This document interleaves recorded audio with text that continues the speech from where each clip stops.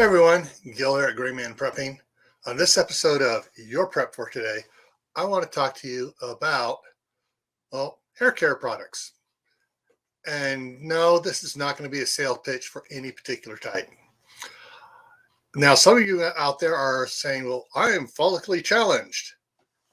Yes, I'm a little follicle challenged on top, but I still have hair back here on the sides and everything else, so I still need to take care of that hair. And you're not the only ones in your family. Is everyone in your family follically challenged? So everyone needs to have some hair care products. And sometimes some people have naturally oily hair. Some people have naturally dry hair. So make sure you have the proper hair care products for those in your family.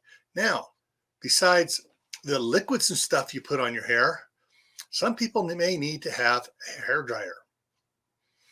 All right. And brushes and combs, hair clippers, scissors, whatever you use to trim hair and keep it up looking nice. Make sure you have all those hair care products in your supplies, because if something happens and the economy fails and stuff, you're not going to be wanting to spend your money to go to a barbershop or a hair salon to get your hair taken care of. You're going to want to try to save money and do it at home. And sometimes just what some of these places cost right now, you don't want to go to them anyways.